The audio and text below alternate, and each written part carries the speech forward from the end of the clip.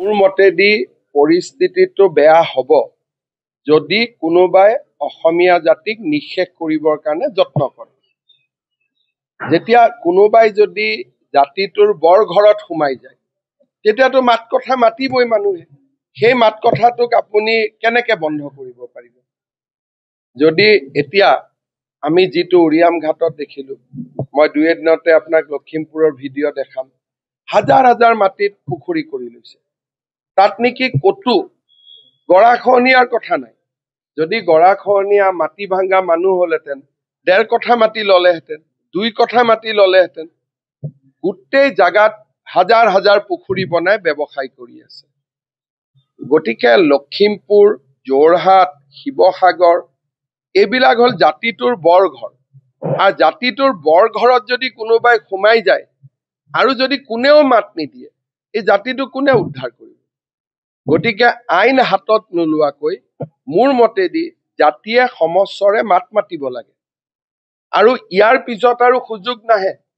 খালি আইন হাতত ল'ব নালাগে। আইন হাতত নোলোৱাকৈ জাতিয়ে যিমান পাৰে সিমান আন্দোলন কৰিব লাগে এনেকুৱা ধৰণৰ ঘটনাৰ বিৰুদ্ধে। খালি আইন হাতত ল'ব নালাগে। আইন হাতত লোৱা পুলিচৰ কাম, ন্যায়ালয়ৰ কাম। প্ৰতিবাদ কৰা জাতিৰ কাম। আৰু জাতিয়ে যদি প্ৰতিবাদ নকৰে আইনে কেনেকে শুনিব? গতিকে মইতো কোনো বেয়া ভাবা নাই, খালি নিজে যাব নালাগে। যোৱা কামটো পুলিচৰ। যদি তেওঁলোকে তাতে আছে, ৰাইজে বেয়া পাইছে, দাবী কৰাততো কোনো আপত্তি নাই। উলিয়াই দিব নিদিব এইটো পুলিচৰ কাম। কিন্তু মোৰ ভোক লাগিছে, ভোক লগা বুলি কোৱাত কি আপত্তি আছে? যদি কোনোবা মানুহ যি আমাৰ সভ্যতা সংস্কৃতিৰ লগত নিমিলে, মই ভাড়া ঘৰত থাকো, কালি যদি ভাড়া ঘৰটোত মই গৰু এটা মাৰি দিওঁ যে মইতো এইটো খাব পাৰো, ওচৰত মন্দিৰটো কেনেকে থাকিব? মন্দিৰটো উঠি যাব। গতিকে অসমতো ভাড়া ঘৰে সমস্যা। প্ৰথম ভাড়া ঘৰত যায়, তাৰ পিছত লাহেকৈ গৰুটো কাটি দিয়ে, তাৰ পিছত লাহেকৈ মছজিদটো হয়, সত্ৰখন ওলাই গুচি আহে তাৰ পৰা।